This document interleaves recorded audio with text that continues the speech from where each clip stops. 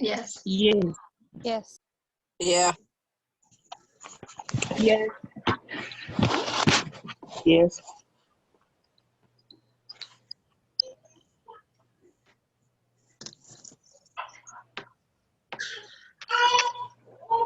All right, I'm trying to fix it so that I can see all of you.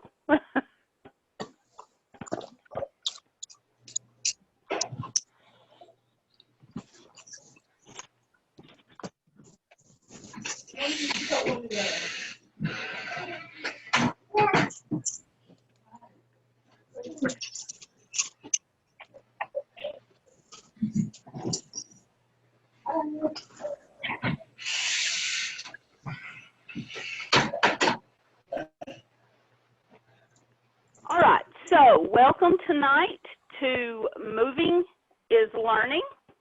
My name is Stacy Robinson. I'm with Child Care Central. I want to thank you for coming tonight, and I'll go ahead and apologize now because I have my notes to the side and the camera's in the middle, so I have a really bad habit of looking away to look at my notes. So I'll go ahead and apologize for that now. Just want to go over a few housekeeping rules.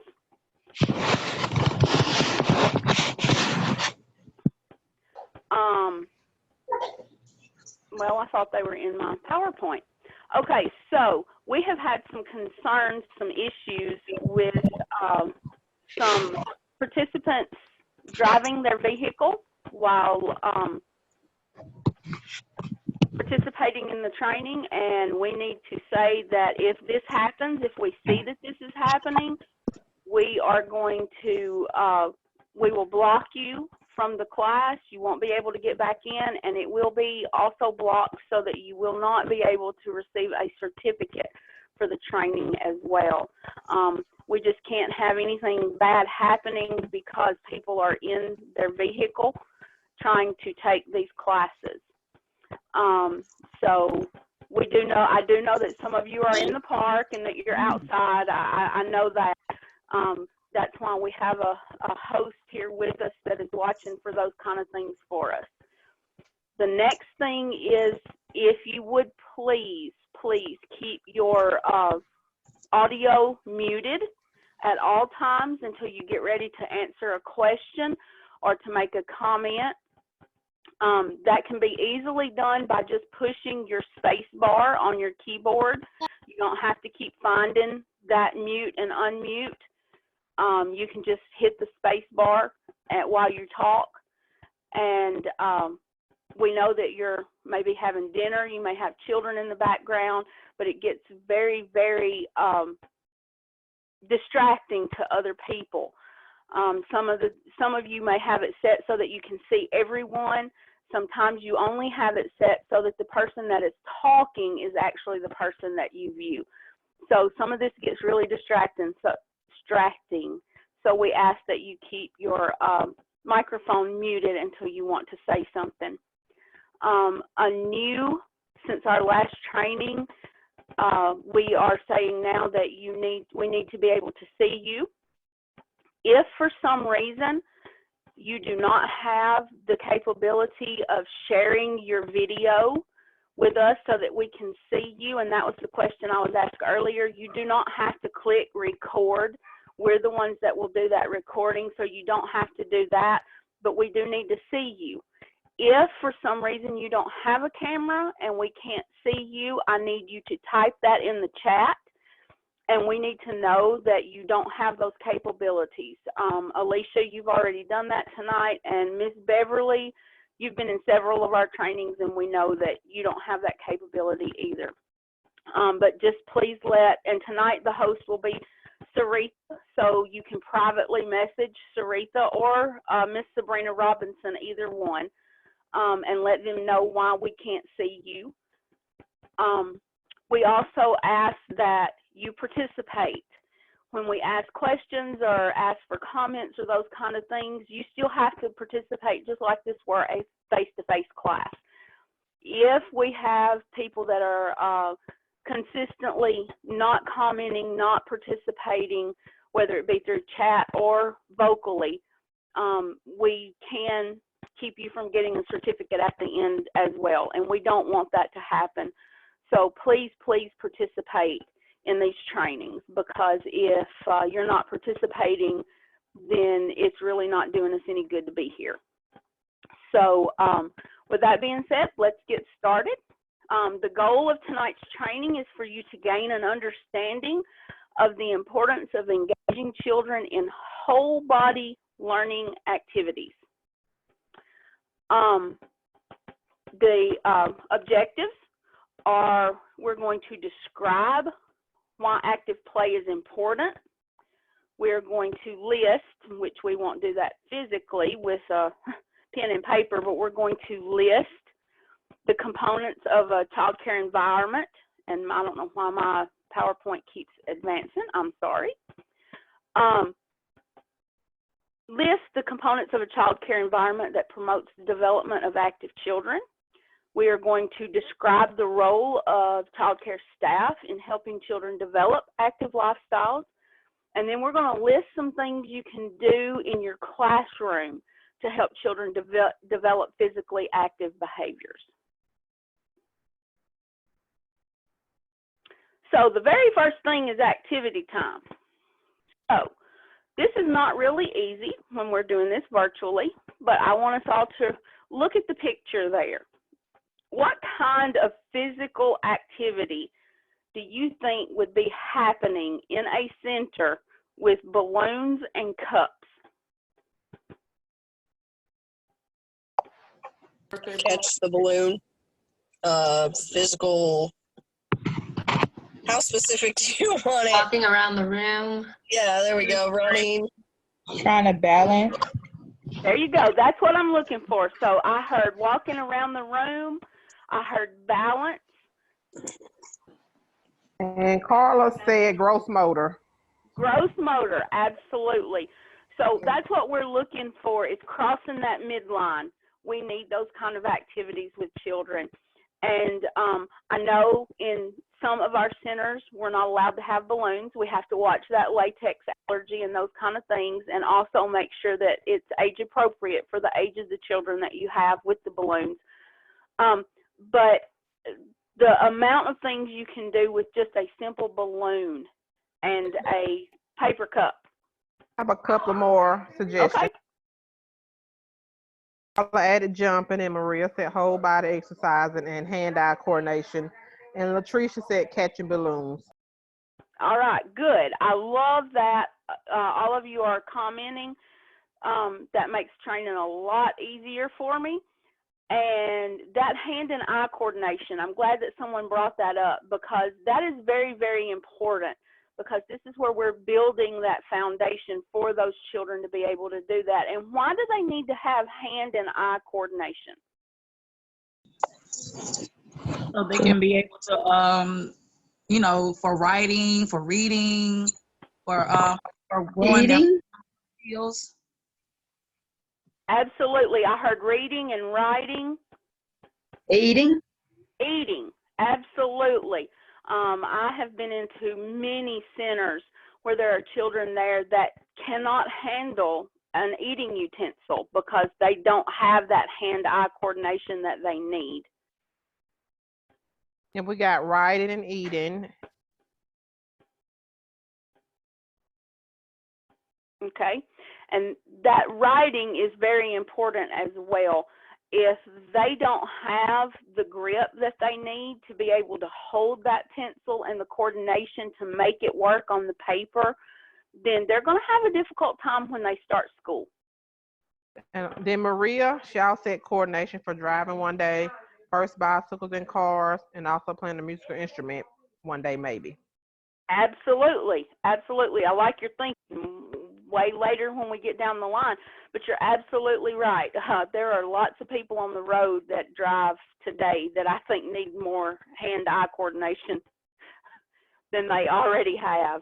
But it is very important for us to give children as many opportunities as possible to be physically active. According to the American Pediatric Association, children need to be moderately to vigorously active for 60 minutes a day. And I know that that is really, really hard sometimes for us to do, especially when it's raining. So these balloons and cups are good activities for rainy day activities indoors. And also, sorry, No, LaWanna said for walking in sports. absolutely, for walking in sports.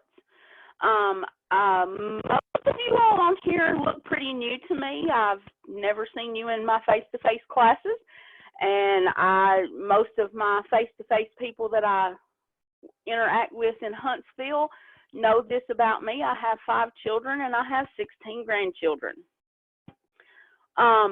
So I understand when you have some that don't have the coordination.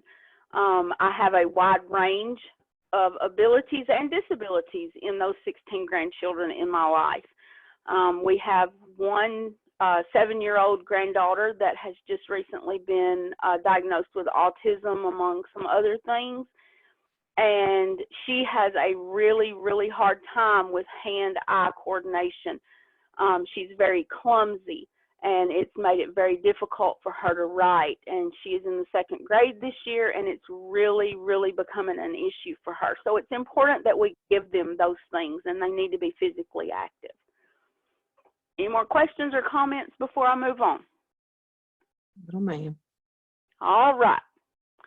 So now we're going to get to the theory of the matter. Howard Gardner was a Harvard graduate, and he identified 7 distinct intelligences.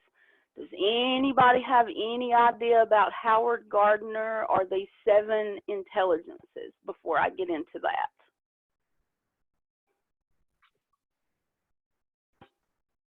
Nobody? Okay, so according to his theory, Howard Gardner's theory, we're all able to know the world through language, logical mathematics, spatial representation, musical thinking, and the use of our body to solve problems or to make understanding of things around us. So now what do you think these 7 distinct intelligences are that he's talking about? Maria said verbal, kinesthetic, and musical. Yep.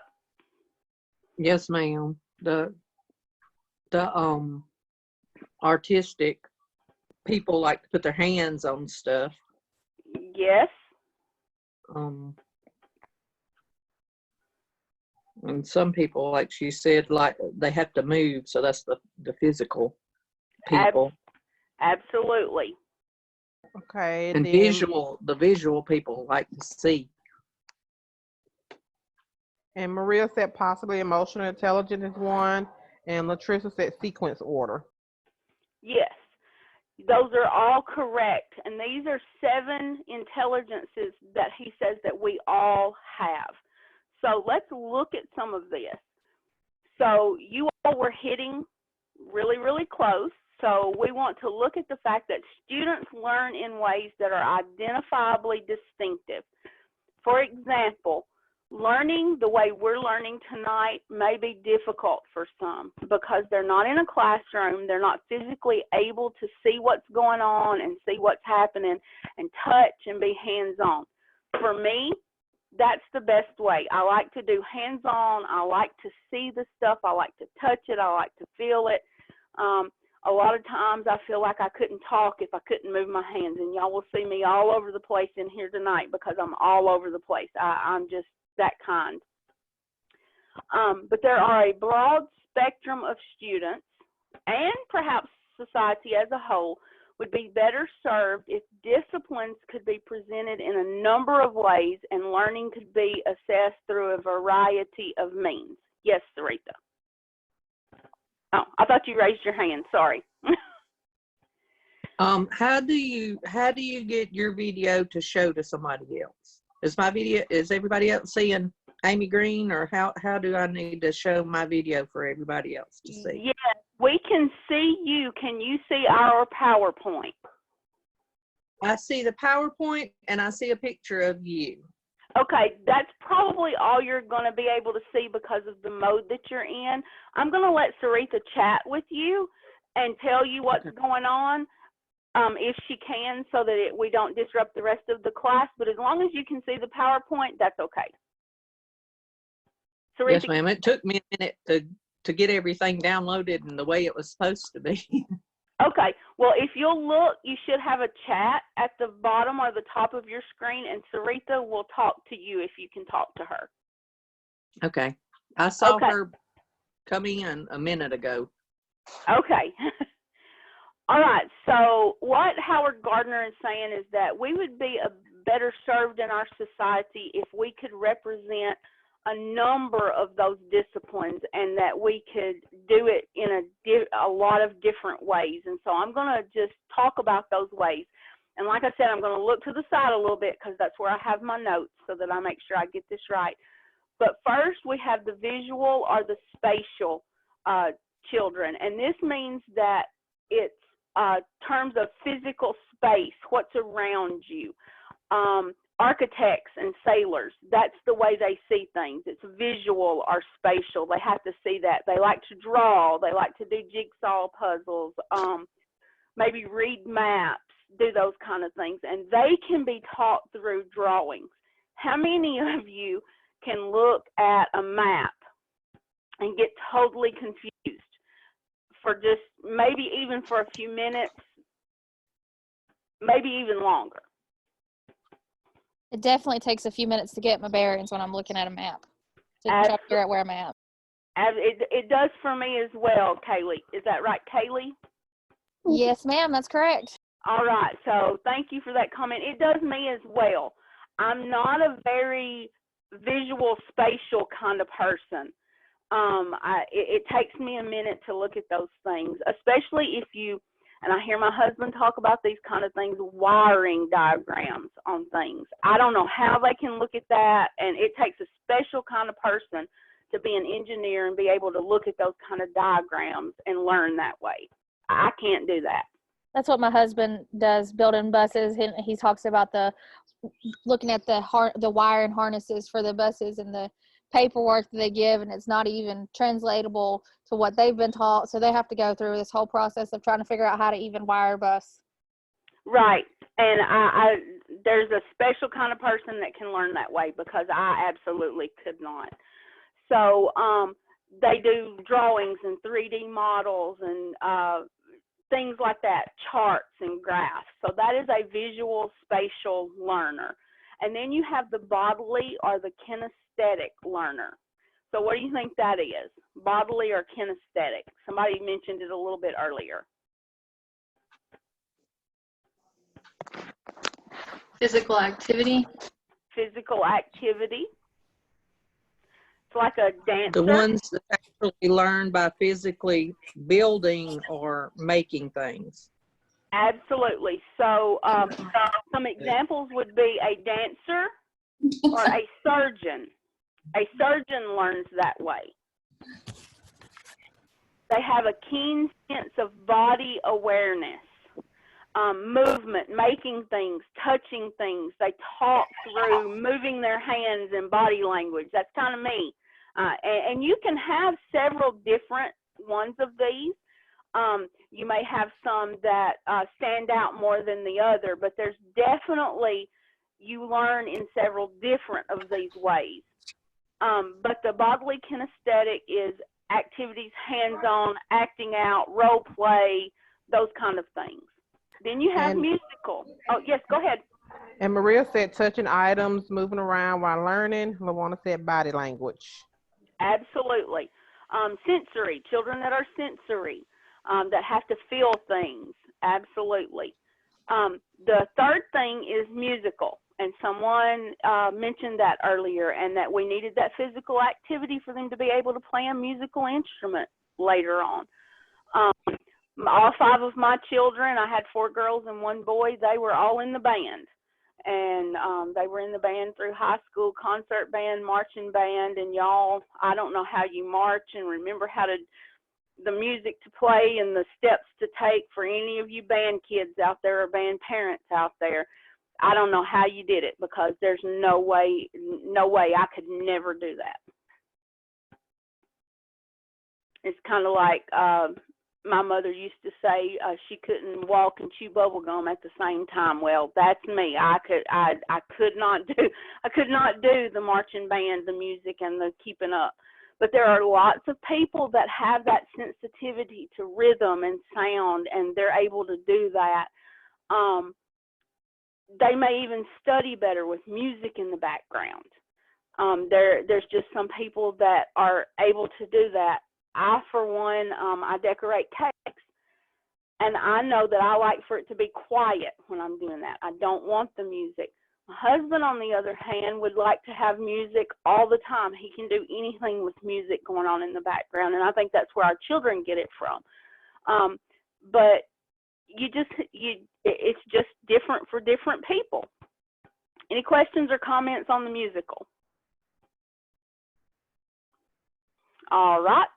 So let's look at the fourth one, and that is interpersonal. Now there is another one, but we're going to look at the interpersonal. Who thinks they can tell me what that interpersonal means?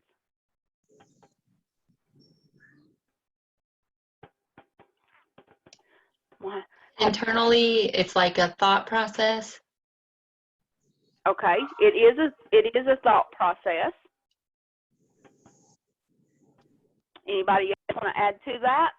I'm going to have to start calling on people, I think. I've got some quiet ones out there that's not saying anything. All right, so said inside the mind. Inside the mind, absolutely. We just had a training my days are all running together. I don't know if it was a couple days ago or just yesterday. But interpersonal starts with that empathy. For those of you that were in that training we had the other night, those are those empathetic persons. They learn through interaction. Let's see, they're taught through group activities. They would enjoy this kind of training because it's interpersonal. It's getting into my space and knowing what I'm trying to do there. Tools that they would use would be like the telephone, the computer, video conferencing, emails, those kind of things. That's an interpersonal thinker. Any questions or comments before I move on from this one?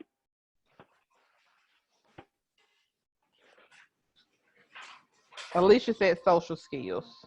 Social skills, absolutely. And Halima said getting to know someone else, having different relationships and communications with people. Absolutely. You have to be good at communicating with other people. It goes right back to that empathy, understanding and interacting with other people. I know that sometimes that interpersonal is kind of hard for me when I read emails. And I know this happens with my coworkers as well, because we can read those emails and read it with a different tone that wasn't there. We can imply those things, and interpersonal people are able to better adapt with that and not put their own feeling into that, because they're able to, they have that distinct personality going on, and bless you, Kaylee, that they're able to look at those emails and do those kind of things without putting that in there, if that makes any sense to anybody.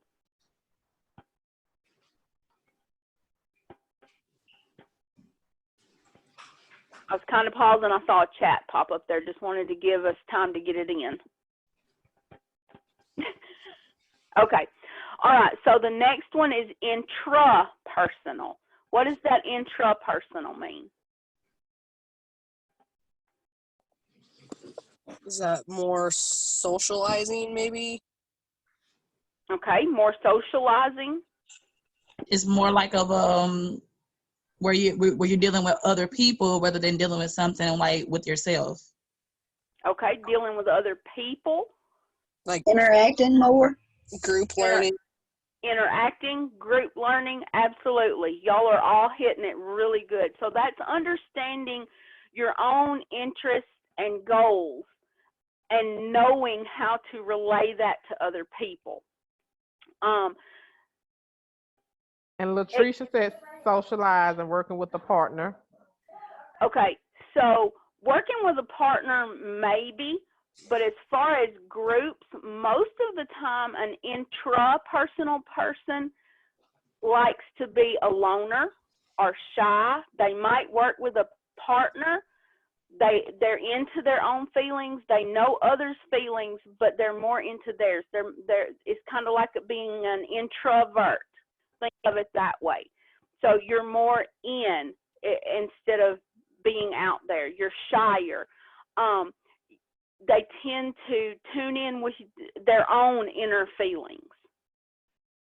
Okay. So would this be one of the children that you might see as an example that was doing some parallel play? Absolutely. Parallel play, you will see that with an intrapersonal person.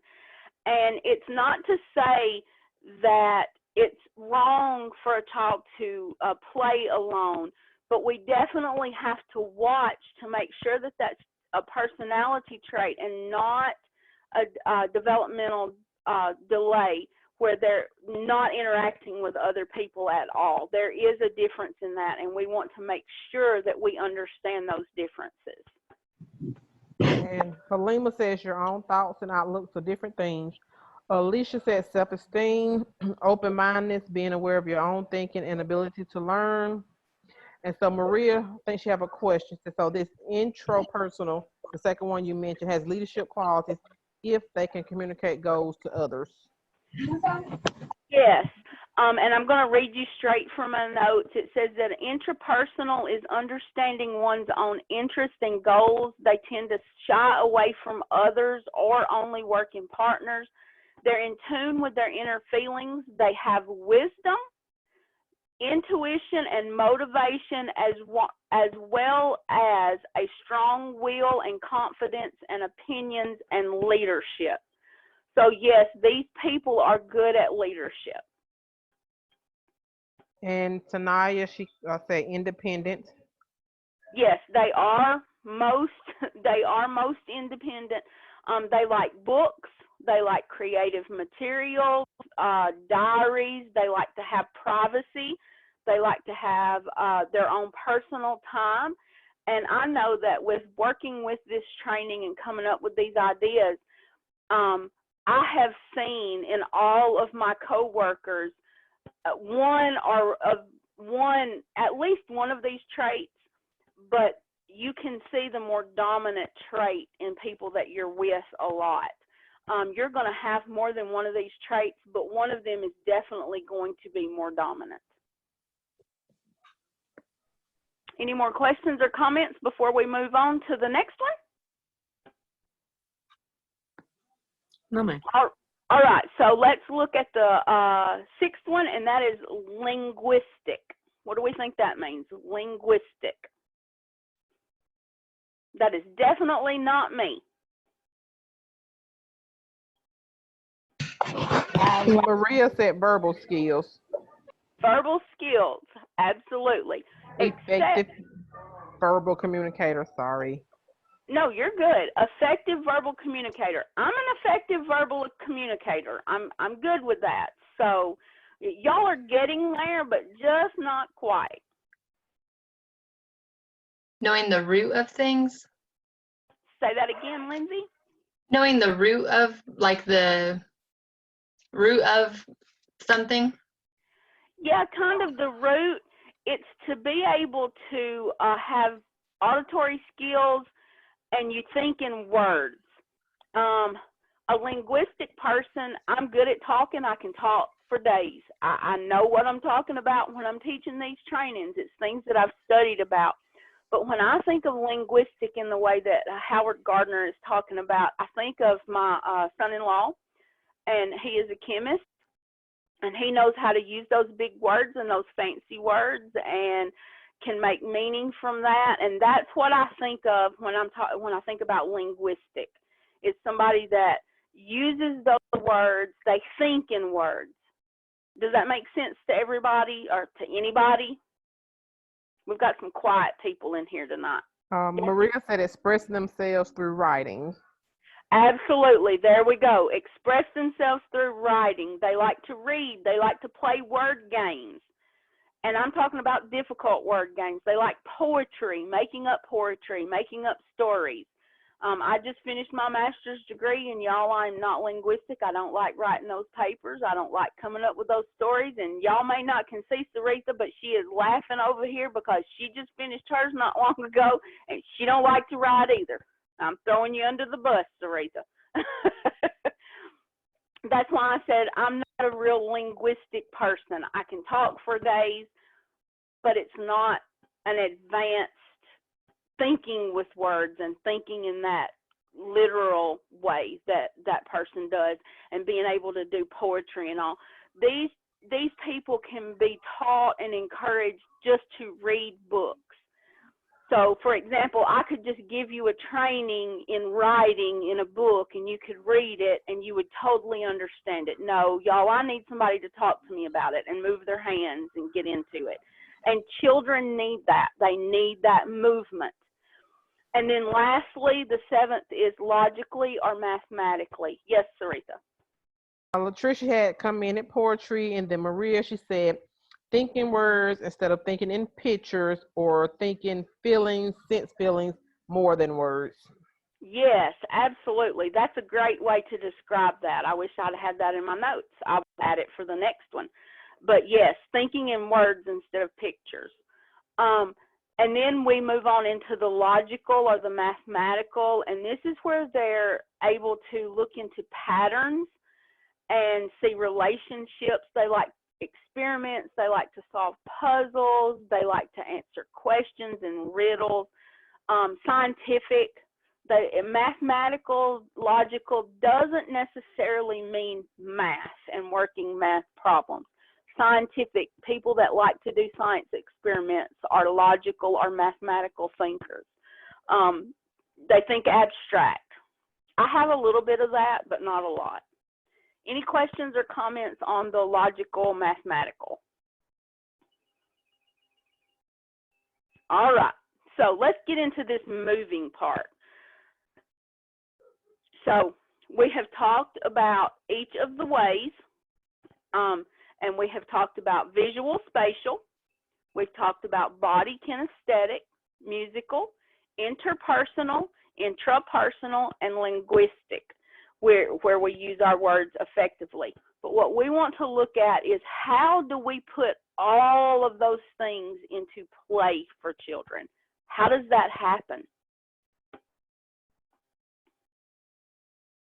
How do you think that happens? How can we put all of that stuff into play for children? Just by doing different activities. Okay, doing different activities. What was that last one? Through song and dance, like if you're happy and you know it, clap your hands and stuff like that. Absolutely.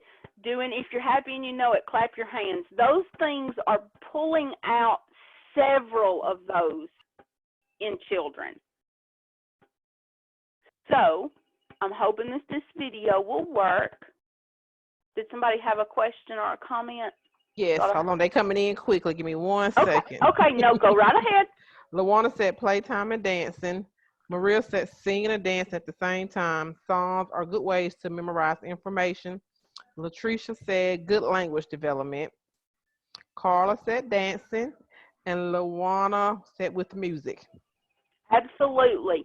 That's how we teach children to learn their ABCs. And I say this in a lot of my classes. When a child can sing the ABC song, do they know their ABCs? I see lots of heads shaking no. I hear some no's. I see some big old smiles. Latricia said no. No, they do not. But that is the foundation of them learning that, because we have set it to music. And I don't know how many of you know Jack Hartman, but he does some really silly songs with the ABCs, and where he'll do kind of like the YMCA, and he does his body into all of these different things. So one way is with the Wiggles, and y'all, it's been a long time since my children were small, and I've got back into the habit of these things with my grandchildren. But the children love the wiggles. Even if we don't as adults, children do. So hopefully this is going to play. We're going to see. And I'm going to show you a version of the wiggles doing Simon Says. And this is something that you can very easily show on your phone or the laptop in a classroom. So let's see if this works. Can you all hear that? Just nod.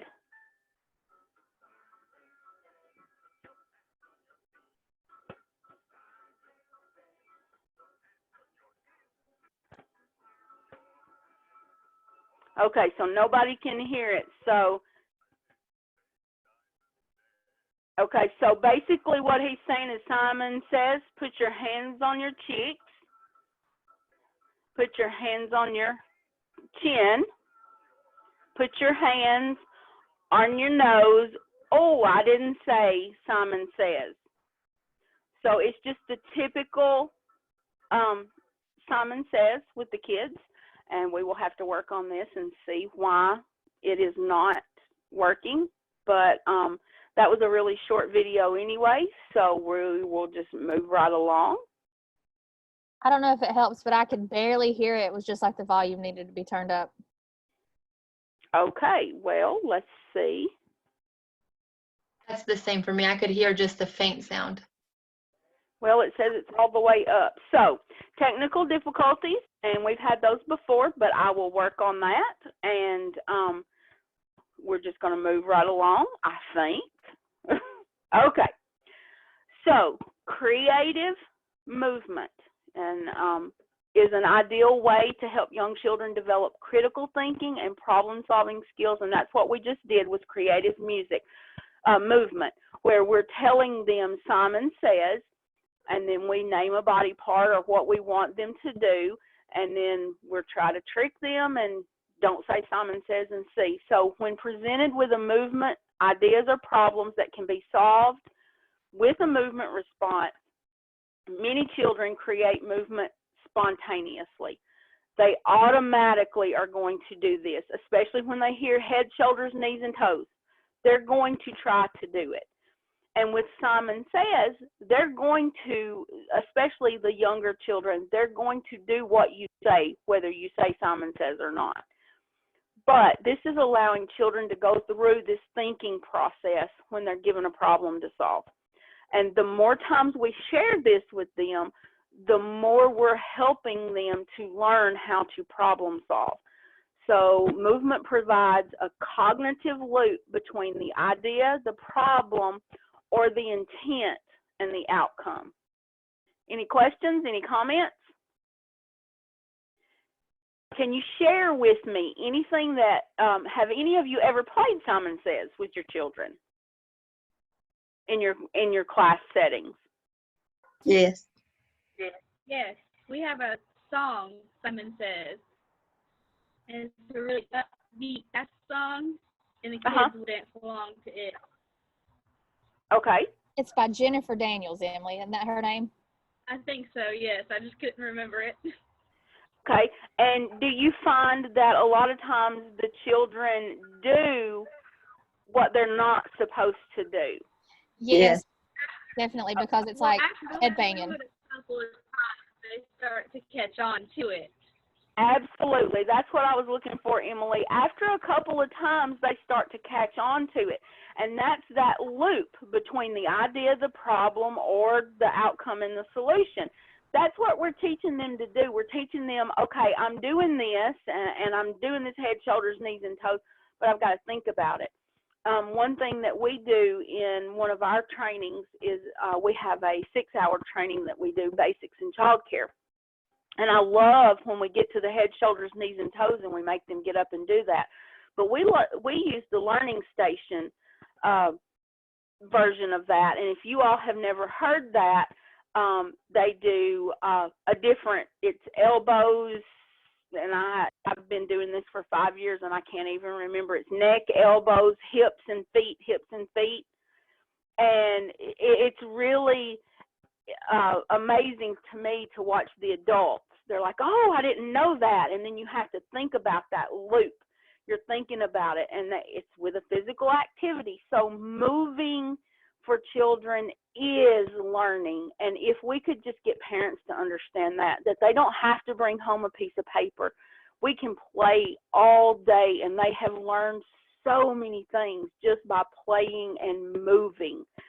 And who would have thought that Simon Says, or head, shoulders, knees, and toes was a loop between an idea, a problem, and a solution for a child. It's that simple. And sometimes as adults, we just put too much into it. We think, well, if we can't see it physically, that they've learned something, then they didn't learn anything today. And that's not the truth, because moving is learning. And I think that may be one of the good things that comes out of this isolation of this COVID-19, is that people are going to see that being outside and moving and not being in stores and these kind of things, spending more time together, is going to put a lot more out there for children that we need. Any questions, any comments? Latricia said they love all the movement songs, and she liked the one that is called Get Your Wiggles Out. Okay, I've never seen that one. She want to share that with us? Hold on. Then another one called, she said, I like Share Your Sillies Out, and I will ask Latricia if she can. Okay. Can you hear us, Latricia? In presenter view, I can't see everybody at the same time. I can only see who's talking. Oh, I see Latricia. Hey. You want to show us that Get the Wiggles Out? I don't know it by heart. Oh, she don't know it by heart. Now she's going to be bashful on us. No, I really don't. Well, all right. Well, thank you for sharing anyway. You're welcome. I remember on it is like shake, shake, shake your sillies out, jump, jump, jump your sillies out, or something like that. I think And it. it does like different call to action, I think is what it is. It does different movements and replaces the words to get the kids to move along with the song. All right. Thank you, Miss Emily. That was a song. That was like a new song that was taught to me. So that's why I'm still learning it too. Oh, okay. And talking to you as adults, I always try to throw this back in an adult kind of way. If you're feeling sluggish and not really having a good day, how does it make you feel when you pull out one of those scarf dancing or the head, shoulders, knees, and toes, and you do that with your children as the grown-up in the situation? How can it make us feel sometimes when we do those things with the kids? If we come in, like, say if we come in with a bad attitude or something happens at home and you come in, you do that dance with your children in the classroom, it makes your day goes better because it won't mess up your whole mood in the classroom. And it brings very excitement to the kids as well to see their teacher doing the dance that they're doing too. Absolutely. Latricia, you're going to have to start talking a lot more in these classes. You got some good ideas. And I know you've been in a few because I've seen you. I got to warm up. I'm warming up. All right, then. Well, I'm glad you warmed up tonight. I like that song. Here's another one. Lindsay, she said one song that requires her kids to really listen is called If You're a Kid, Move Around. And it alternates boys and girls with different actions and then gets all the kids to dance around. The kids love it, and there are seasonal versions. Carla said makes her laugh. And then Maria says refreshing, kind of resets her mood. And Lindsay again, she said when she engaged and danced with the kids, they love it. And a lot of times they copy her, although she's not a dancer by any means. Me neither. Yeah, me neither. And LaWanda said good and makes me smile, happy. Absolutely. And that's the best part of working with children. When I do this with you guys, I'm having to do this in front of adults. But when you guys are working with children, you can be silly. It doesn't matter if you can't dance. It doesn't matter if you can't carry a tune. Kids don't care. And it's better that way. A lot of times I miss being in the classroom a lot of times for that reason, because it doesn't matter to kids. I feel like the sillier you are, the better it is. Absolutely. What were you saying, Kaylee? I feel like, I know Emily works with me and some others here work with me. I feel literally like we spend most of our day singing because our kids are like, sing the ABCs or monkeys in a tree. They just come up with names for our songs and they're like, let's sing it. Or they'll go up to the radio and just start pointing to the radio and say, music, I want music. So I mean, I assume you have younger. yes, we're early. And that is awesome. That is so awesome, because if you take anything with you from tonight's, is that moving and singing with them is building the foundation of all of those learning that we talked about, that kinesthetic, that bodily, that linguistic. It's doing all of that for all of those children. Yes, they love it. And I know a few months back I had laryngitis and I couldn't really talk. And I had to rely on Emily, who's on the other side of the wall, to sing for both classes because I couldn't do it. Yeah, they miss it when you can't sing with them. Definitely. I know I've been FaceTiming with them and they're like, what are we going to do? You know, I'm like, really? It's definitely a plus working with kids because they never get tired of hearing you, and it doesn't matter how you sound. Which is was a good thing for me when I was in the class because I can't carry a tune. So consider this word problem. Can everybody see that there? I'm going to read it. It says, 2 hippos and 2 alligators are at the zoo. Pete, the zookeeper, feeds them at the same time. Pete gives each hippo 7 fish. He gives 4 to the alligators. Okay. So this was an experiment with 3rd graders. This would not be anything for children that you work with, but I'm experimenting with you as if you were 3rd graders. So one group would read through this problem twice, and the other group would act out the story as they read it, physically pretending to feed the fish and the hippos. Both groups of students were asked how many fish the zookeeper fed to the animals. So I want you all to take just a second. We can't sit here and be quiet for a long time. That doesn't make for a very good virtual class. But I want you to read that again and act it out in your mind. And I want you to tell me how many fish the zookeeper fed to the animals. 22. Hang on. Everybody hold it. Well, did he split the 4 with the alligators, or did each alligator get 4 fish? Okay, That's what I'm stuck on. I hear y'all, but and Maria too.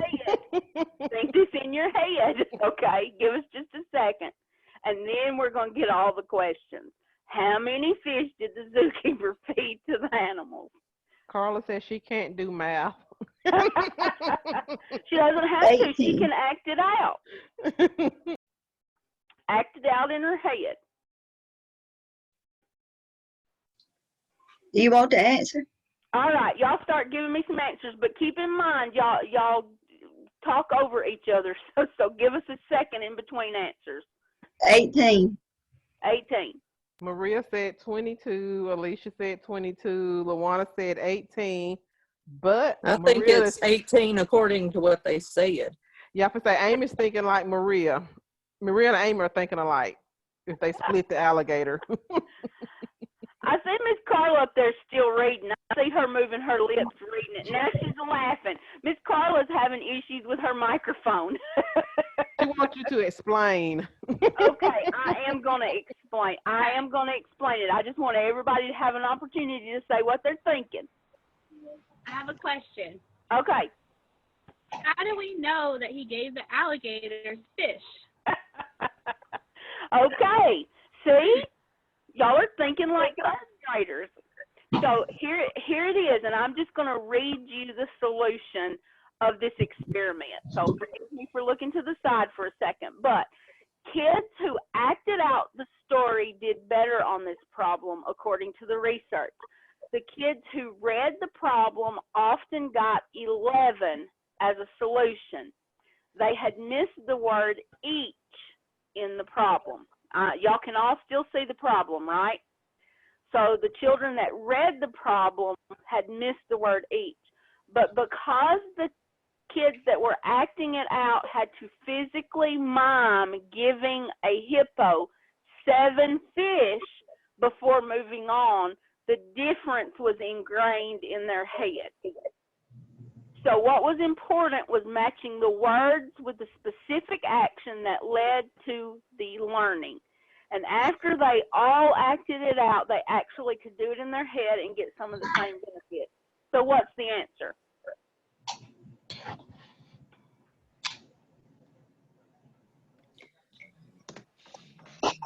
Well, the conundrum is, does 18? each alligator get?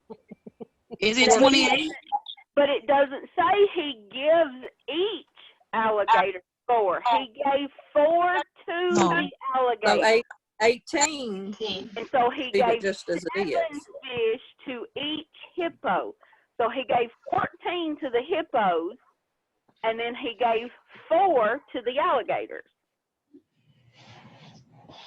So it's 18. So it's 18. The answer is 18. But do you see where even as adults we didn't read that? We're just reading, we're leaving out the word each, and then we're adding the word each to the alligators in our head. But if you're acting it out, it makes a difference. So that was just to kind of throw a little quandrum in there on you and see if y'all were all thinking. And it seems like it woke everybody up. So acting it out is actually better than them just reading it because of the way they do. So that's because when students use their body in the learning process, it has a big effect. Even if it seems silly to us or unconnected, it isn't. It is a good way for them to use the learning process by using their body. So we have to move. We need to move. Are there some comments there? Okay. Well, that's like when we stuff and we point to nose and head and shoulders, like in the song. Absolutely. We're physically putting our hands on it. Absolutely. And there are lots of children that need that through the learning process. So we need to add those kind of things in there. And that's what I keep telling my husband. I need to talk with my hands. He says, I don't need to see that. I need to talk with my hands. You need to let me do that. Because according to researchers have found that when students use their body while they're doing mathematical storytelling, like the word problem we just did, it changes the way they think about math. They learn those words each, and they learn how to problem solve, and they learn to listen and pick out the key things if they're able to use their body for storytelling, that to be able to do it. I did teach 6th grade for a while, and that's one thing that I find displeasing with the Common Core now is they don't like for you to use your fingers and this kind of thing. And I'm not going to get into multiplication tables, but there's a way that you can use your hands and do this and all of this to teach children how to memorize their multiplication tables. I don't find anything wrong with using your fingertips and things to be able to count. That's using your body, and a lot of people have to do that. And Common Core kind of wants us to step away from that. And no, children need to move to learn. Moving is learning. We understand that's like saying we all learn the same way, and it's incorrect. Exactly, and that's what I think that a lot of the Common Core does now is that they think everybody needs to learn math the same way, and everybody can't learn in the same way. And that's the biggest thing of tonight's lesson, is that we need to learn that moving is learning, and children have to be taught in different ways. We have to use our body. We have to use our mouth. We have to use language. We have to use books. We have to give them things to look at. We have to give them things to hold. Moving is learning. We've got to do those things. This Cyan Belock says we understand language in a richer, fuller way if we can connect it to the actions we perform. And this is a psychology professor at the University of Chicago. So we've got to give them opportunities to get the wiggles out. Now that I know that that's a song now. That's a good thing. We've got to get the giggles out. For example, have you ever wondered why you're more tired when you sit all day long?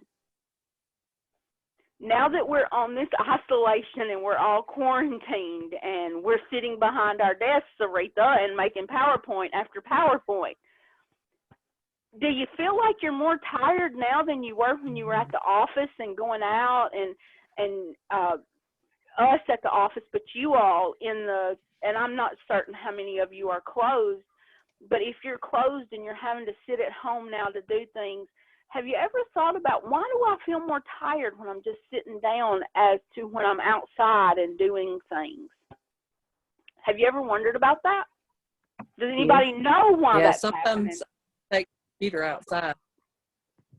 Say that again? So sometimes I got to take my computer outside and walk and type at the same time because I get so anxious. Absolutely. I would rather be outside. These virtual classes kind of put a damper on me being outside because I've got to stay in here and be focused, but I'd rather be outside on my porch swing. But why is it that we feel more tired when we just sit down and when we're not moving? You're not moving as much, so your body goes into like a relaxation type mode and just makes you feel tired. Okay, good analysis. Carla said you're just not moving your body. Have some other comments. Give me a second to go back to them. Let's go back to the counting part. That's how long it been. A lot of them said they used their fingers when they was counting. Caitlin said it kills her when her daughter comes home and says the teacher won't allow her to use her fingers. She hates Common Core. And then let's see. They said they feel slumped by being at home, but more than they are at the office or in the classroom. Then it said your body isn't pumping as much through your brain, thinking slower. Your blood isn't pumping as much through your brain, and you're thinking slower. Oh, wow. Great. I love that comment because the reason is that your body thrives on movement. Your body has to have movement. Movement stimulation is important for all of us, but it's very critical and crucial for brain development in a child. They have to move. It gives 3 ingredients to the child's brain, movement does, which is known as brain food. So that's why we feel more tired when we just sit in a chair and we're not outside and moving, because we're not giving our brain the food that it needs. Physical activity is necessary for us to re-energize and be able to maintain focus. We need to get up and move. A lot of teachers even say that they notice fewer behavior problems when children are provided with a lot of opportunities to move and get the wiggles out. So movement is very, very important. So we've got to try to keep that in the classroom as much as we can. Any more questions or comments? So we've got to remember that physical activity throughout the school day is necessary for children to re-energize themselves and be able to maintain and focus on learning their ABCs or writing their ABCs or learning to write their name or tie their shoe, or those important things that we also are teaching our preschoolers. And again, lots of teachers notice that there is fewer behavior problems when you provide them with more opportunities throughout the day to move. Okay, so list activities that you use in the classroom to help children develop physically active behaviors. Well, we're not going to get out a piece of paper and a pencil to do this, but I want to hear some comments from how many people we've got in here? 18, 17, 16. There's about 16 of us that needs to come up with some activities. So give me 16 activities, ladies. Activities that help them develop physically active behaviors. Carla said dance party. Dance party. Hokey pokey. Do the hokey pokey. You know, baby doll circle time is a good one because it's letting them use the babies for physical activity and show how the arms move, where the eyes are, and everything. Absolutely. She's had our baby doll circle time. Healthy music for a child's heart, body, and mind. Dress up and role play. What was that? Dress up and role play. Dress up and role play. Absolutely. Lindsay says she started the morning with the ants go marching, and Tanaya does follow the leader. Okay. The Macarena, maybe? I don't The know. Macarena. My Macarena. kids like 10 little monkeys jumping on the bed. Oh, okay. That's cool. Back to that Macarena. My 7-year-old, she's 8 now, 8 and 10-year-old granddaughters were here last week, and they came out and they said, and they called me Mammy, and they said, "Hey, ma'am, what is that song where you do this and you do this and then you do this? Can you teach us that?" So I taught them the Macarena last week. That's awesome. And then I like to do with the kids that I have in the evening. I do the walk like a robot dance. It's their favorite, and they love that. Walk like a robot. Okay. We got a few chats. Mary, I'm sorry. She said finger plays. Maria says she have them. I lost it. Give me 1 second. She had them take turns rolling the ball to each other. When they're outside, they swing, slide, ride on riding toys, and they do a song called "Here Are the Dinosaurs," walking, and they use other verbs such as jumping and crawling. Then Lawana said head, shoulder, knees, and toes. And Kaylee said I was just going to say baby shark. Oh, after Jeff said he can't believe nobody said baby shark. I know some teachers that are tired of that baby shark. I know you're the teacher. Then Lawana, she said itsy bitsy spider. And so did Latresa. These are all awesome. And Kaylee's got her hand raised. Go ahead. I figured it's easier just to raise my hand. Hopefully somebody Yeah, sees you're good. So I saw that somebody said the itsy bitsy spider, but one thing that I actually think might have learned from a training was Saritha, or maybe it was somebody else, I don't even know, but was taking the words to the itsy bitsy spider and changing it and doing like the big spider and doing the big exaggerated motions and then changing it and going, I'm like, do y'all want to hear about the teeny spider, and do little bitty motions and a little squeaky voice, and they think it's hilarious. Exactly. And that's what we have to do. That's part of our job. That's our responsibility is to come up with ways to change these things and make movement and learning fun for the kids. You ladies have been awesome. We're not done yet, but I just want to thank you for your comments and the activities that you're sharing with us. Yes, Saritha. Lindsay, she said her kids love to engage in song and dance. They don't mind missing out on anything if they are singing and dancing together and reading. They like repetitive stories, and they join in on the repetitive parts. And good comments there. And I wanted to throw in a comment of my own. And Miss Sabrina will probably start laughing at me over this one. We are trying to get Sean Brown if we ever get out of isolation. And for those of you that know him, and for those of you that don't, when I hear that, shake it like a duck, y'all, I can shake it like a duck. I can shake it like a duck with the best of them. And I love me some Sean Brown. But we're yes, excited. ma'am. We're hoping we can get Sean Brown in our Huntsville area.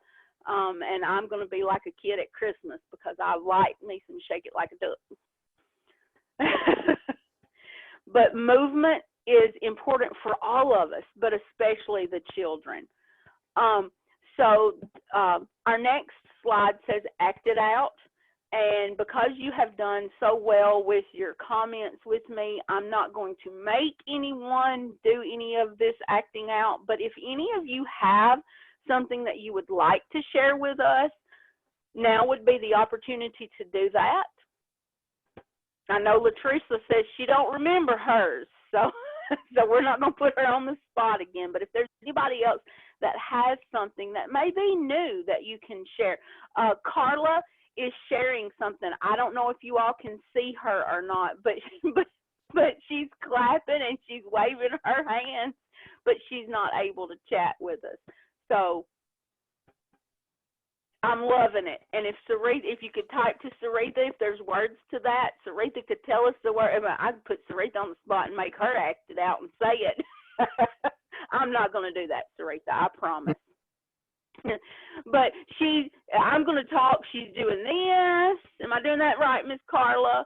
And then she's got her hands up and she's blowing kisses and she's doing this. And I'm not certain what the words are, but and she's jumping. I think she said jumping. Yes, she's giving me a thumbs up. So she's trying there, ladies. Anybody else want to give us an opportunity? Nobody?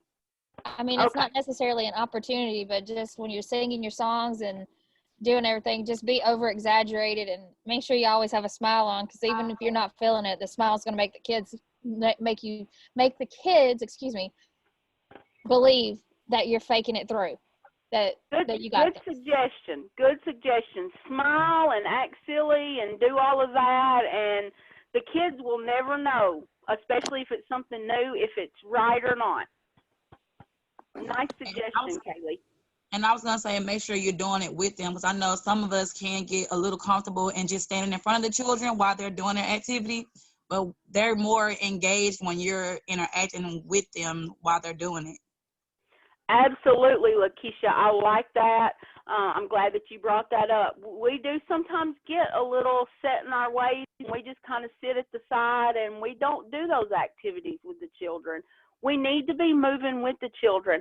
And I say this in all of my trainings, and I know a lot of times I make people angry at me for saying it, but if you don't go home tired, dog tired, you didn't do something right. Because you should be going home, even in those toddler rooms, you should be going home tired every day. My watch says I hit 10,000 or more steps a day. Well, you need to set it for more. Yes, ma'am. You need to be setting it a little higher. The struggle is real. Yeah, I am wore out by the end of the day. If you're hitting that goal, then we got to set that goal a little bit higher. Okay, so we need to remember that physical activity is any bodily movement produced by muscles and burns energy. Just doing this is burning energy. It's getting them moving. It says, for example, walking from your car to into work is a physical activity. It does not have to involve going to the gym. Many things that children like outside, riding a bike, playing tag, swimming, all of these are physical activities. You could even play the swim when we can't go. I know PE for me was a lot different in elementary school than I see in elementary schools now. And I feel like that we need to focus more on the playtime than we do the sit down and write and do our ABCs and write our names. I think that movement is much more critical for the children because they're going to have plenty of time when they get in elementary school to sit down behind a desk with paper and pencil. They're going to learn their ABCs if you're incorporating that into those movement activities. Moderate intensity physical activity is activity that requires effort and it gets your heart beating fast. That's like walking, riding a bike, or mowing the lawn. Of course, we're not going to have the kids mowing the lawn, but we could play games and pretend that that's what we're doing. We can pretend that we are lawn keepers and groundkeepers and those kind of things. At the daycare that I was at, we actually had our preschool age children to help pull the weeds out of flower boxes that they planted. And that's what we would do. We would go outside and we would pull the weeds and they would water their plants and we would take care of those plants and things. That's physical activity. They need those kind of things. There's nothing wrong with that. But they're also learning science. They are. They're learning vocabulary. science. And so that's much other stuff. Absolutely, and that's While what they're we're doing, is we want them to learn those other things while they are moving. We also want to make sure that some of our activity is vigorous. They do need to work up a sweat. It needs to be challenging for them. I know that things that are challenging for 4, 3, and 4-year-olds now are challenging for me as well, and I can work up a sweat, but they can jog. For us, it's jogging, riding a bike uphill, aerobics. Y'all, I can shake it like a duck for about 3 minutes, and I'm worked up a sweat. Just straight up. Somebody's got their hand raised. Uh-oh. I'm not sure if that was on purpose. Okay. But anyway, we want some vigorous. We need them to work up a sweat. And for some children, working up a sweat involves a lot more than just running around playing on the playground. We may have to get them physically involved in a game or something on that playground. And that's one of my big pet peeves that I see in preschools and daycares, is when children are outside and teachers are sitting in a chair or on a bench and the kids are playing. And I've heard teachers, I've been in centers and I've seen them say, you know, go play, go play. Don't bother me right now. Go play. You should be up. There should not be a chair. There should not be a bench. You should be up with those children. Absolutely, Emily. You've got to lead by example. You've got to be moving too. Like I said, if you don't go home tired, you didn't do something right today. We need to integrate physical activity into the lives of our young children. We need to create a foundation of movement and activity so that they will carry that hopefully throughout their lives. Usually children that are brought up being physically active remain physically active as they become adults. Physically active children learn habits in their early childhood, and it greatly increases their chances of remaining physically active through their teen years and into adulthood. And me being a diabetic, I know sometimes it's hard to be physically active, and I was as a child, and I tried to stay that way, and it gets harder and harder. But I think it's easier for those of us that are physically active when we are younger. I'm trying to listen to something on the internet calling. I can't hear with y'all talking in the background. So the benefits of movement-based learning are promoting structured physical activity in children will benefit them throughout childhood and hopefully into adulthood. These reasons range from far beyond physical development to social and emotional, mental development. Young children are naturally active, and they move, run, kick, throw, play, and they'll do all of those things in any kind of environment. We all know that a lot of times when we're indoors, we have to tell them, don't run inside, you're going to get hurt. You know, we have to slow them down physically inside. So when they can't go outside, we need to find things for them to do that is safe for them for moving. Because remember, what's the title of tonight's lesson? Moving is learning.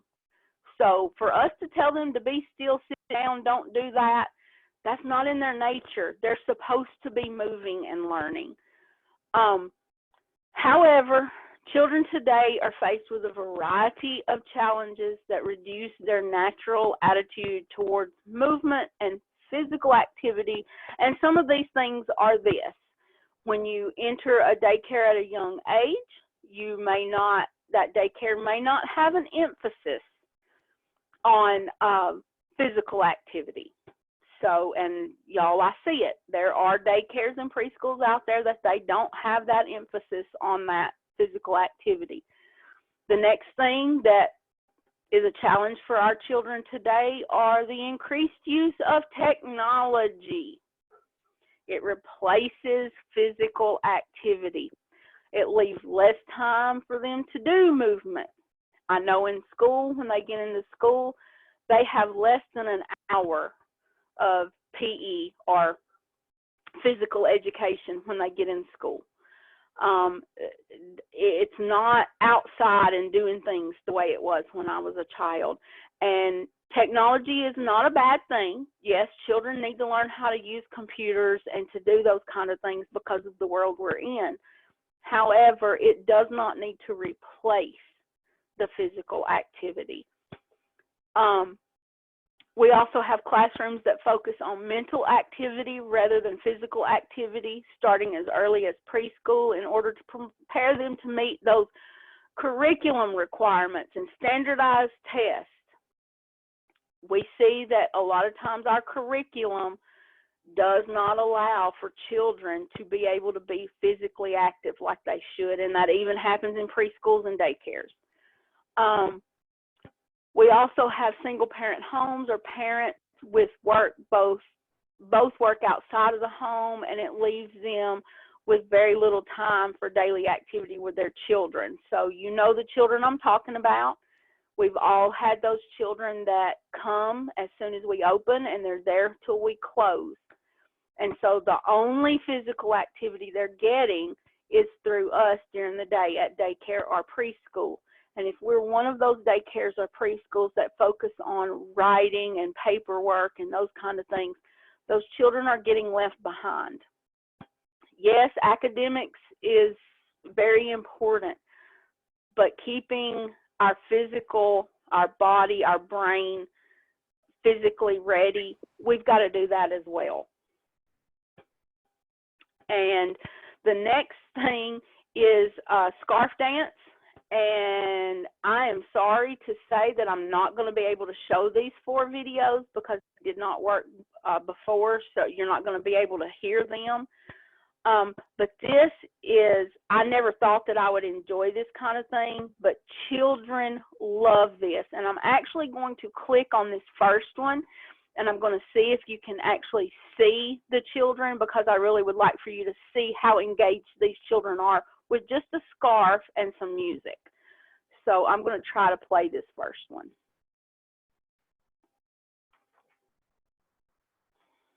My sound doesn't go through.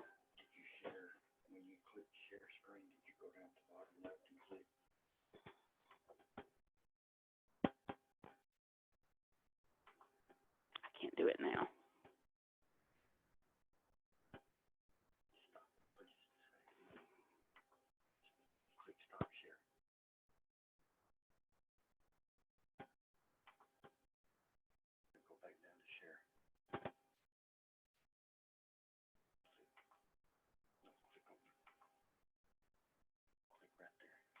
Oh, okay. So my T-Man has heard me this whole time, and let's see if we can hear it now. Carla says she can't. Yes. Okay. And you see, this one is really slow, but you see those children are still into it. Like at home. Check it out.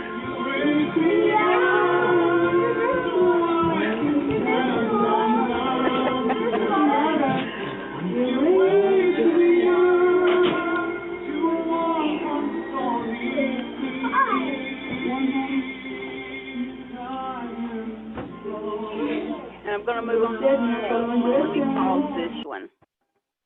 I don't want us to run out of time. Here, and along with that come strong storms and tornadoes. This song, Stormy Day Rainbow, is all about a family of bees escaping violent weather by seeking refuge in the safety of their homes and experiencing the beauty and joy of a rainbow. This is a story about bees. Putting the lesson to music helps children remember it better. And they're going to put this story to children learn about safety and weather while enjoying creative movement and dancing with their colorful scarves. Find a breeze scarf at home and join us.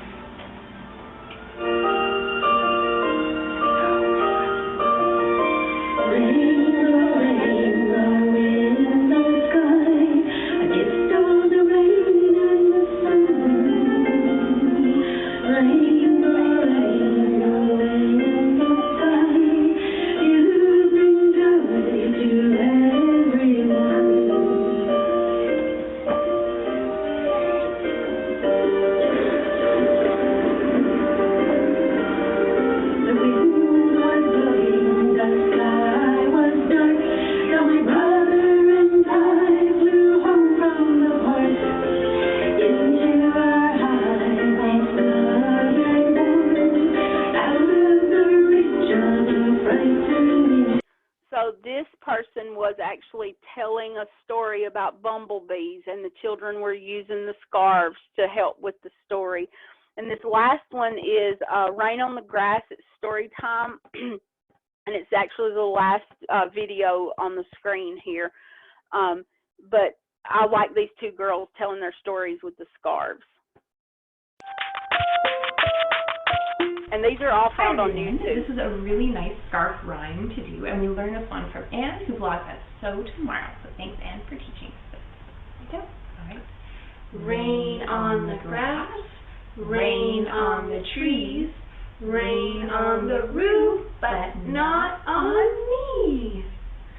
Sun on the grass, sun on the trees, sun on the roof, but not on me. Snow on the grass, snow on the trees, snow on the roof, but not on me. Leaves on the grass, leaves on the trees, leaves on the roof, but not on me. And we love that one. It's great.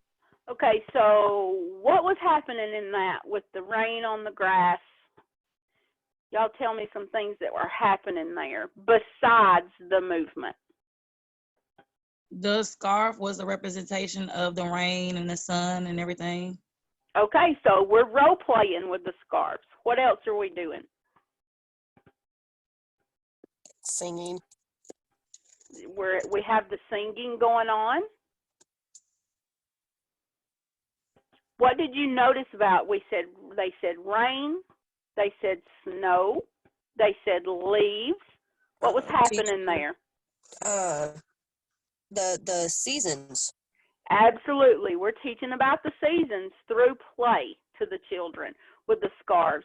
And y'all, those scarves are very inexpensive. Yes, Sarita.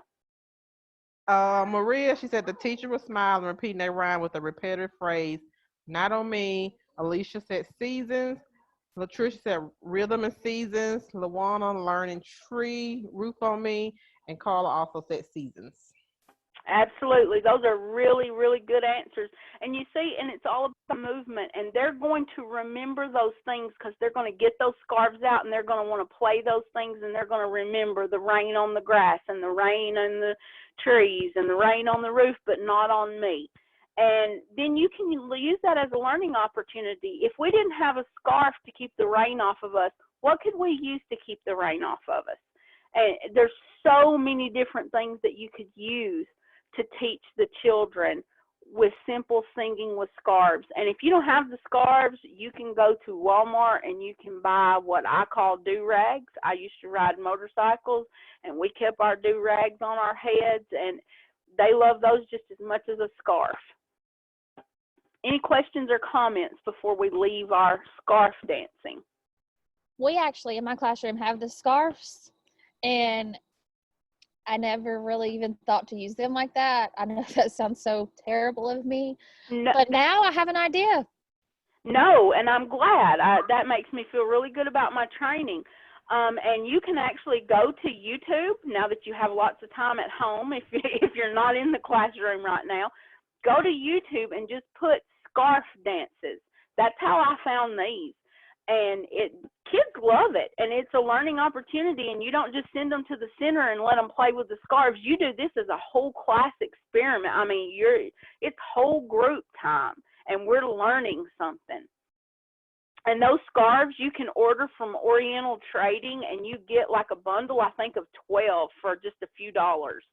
I know Alicia is my co-teacher, and she and I both ended up putting them up because the kids would just pull them out and they'd play with them, then they would drop them, and they become a hazard. So we just was like, okay, we're going to put these away. But now, when we have our circle time, we're going to be busting them bad boys out. Absolutely. That makes me feel good to hear that. Well, thank you. All right. Any more questions or comments? All right, so let's move on to our next slide, I think, maybe. With these videos in here, it don't want, whoop. Got one comment that popped up. Okay, go ahead. Okay, Latricia said this would be something to do during circle time. She would use that one, what you were doing. And Lindsay said we made ribbon with plastic tablecloth that they cut out of streamers. Absolutely. That was one thing that I had in my notes over here to the left and didn't say, but you can take your used paper towel holders and you can cut up those tablecloths and make those ribbon sticks and do the same thing that you do with those scarves. And y'all, we're always looking for parent involvement. And, you know, a lot of times parents are working so they can't be there. And getting them involved means sending a note home saying, hey, send me your paper towel rolls. We're going to make dancing ribbons. And that's really good parent engagement, parent involvement, is asking them to save things like that for you all to use in the classroom. And if somebody damages it, it's okay. It was a paper towel roller. I'm sure now, after all this, everybody buying up the toilet paper and the paper towels, we're going to be able to get some of those. We can request them when we go back. Yeah, I'm still not certain what everybody's done with that toilet paper. Well, but you let me know if you need any, because they're going through them like wild rice at my house. Yes, Miss. Well, there you go. Some. Y'all call on Miss Sarita if you need some toilet paper rolls and paper towel rolls. Okay, so child's play is not just all fun and games. They're actually learning. The active play is a crucial component for the brain. Remember, we've got to have brain food for those children. So we need them to build their brains. We need them to build their bodies. And to be successful, they've got to move. So that means we've got to let them play. Playing promotes brain development and helps lay the neural grid for a successful mind through repetitive play and actions that reinforce that grid. Remember, problem solving, acting out those things, that loop that we get in with the children, it teaches them to solve problems. Playing promotes physical success by allowing the children to explore and test and expand the limits of their body. They may not be able to jump very high now, but let them jump a lot and they're going to gain that motor development to be able to do that.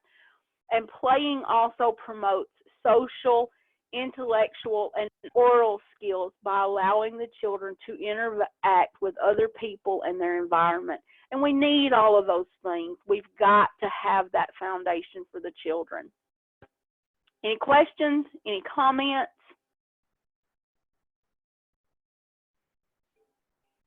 Well, I want to thank you all for being here tonight. Remember that you have to complete the review. So if you did not have a chance before the class, I need you to go do the preview. Then you need to complete the review as well, and then you have the access code there. Please, on the honor system, do not share this with anyone that was not in this class tonight. We don't want it to start to be a problem there, but your access code is 5485. And again, you need to complete the preview and the review, and then you'll have that access code. And please print your certificate or download it and save it to some device, because at the end of our quarter, when these are closed, you may not have access to that certificate again. So please make sure that you're saving these certificates or printing them at the end of the trainings. Amy Green raised her hand. Did you do that on purpose, Miss Amy? I don't think she did it on purpose. So if there's not any more questions or any more comments, I'd like to say thank you for tonight. You have been great at participation, and just remember, we have more of these trainings coming up. We desperately need you to participate with us and come back, tell your friends.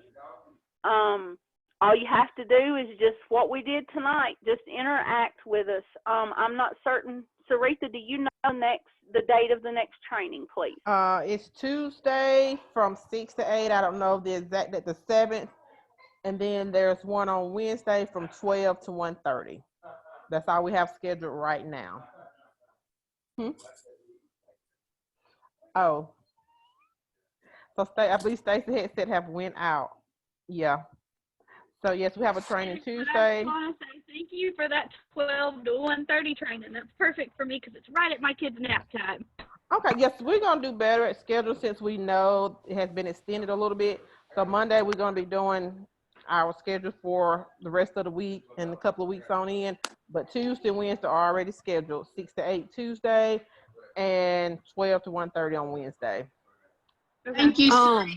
I lost my headset. I couldn't hear you. I have a question. Okay, Yes, go ahead, Miss Green. Okay. Yeah, I have raised my hand a minute ago, but I was muted. I don't know how I muted myself, but somehow I did. If I already did the preview, but I wasn't engaged in the, like what we're doing now, I did it on site. How do I go back and will it be already done, or how will I do that? Will I need to enter the access code for that and redo it, or what? Okay, Sarita, if you can hear me, I could not hear her. My headset is messing up. Can you answer that? So you did the preview, correct, Amy? I went ahead and did the preview. Yes, ma'am. I went ahead and did the preview on the computer instead of on the virtual class that we're doing now. So would I need to go back and enter the code for that preview that I've already done, or will it go through for the review this, or how? It's gonna be for the review. The preview don't have an access code. After you do the review, the quiz you do at the end, you're gonna need the access code to get your certificate. Okay. You got it? Okay. I just wanted to make sure that the preview would be counted into it. Yes, it's already there. Yes, ma'am. Yes. Mm-hmm. Thank you, Sarita. I'm not sure what's I didn't want to happening miss with my anything. headset.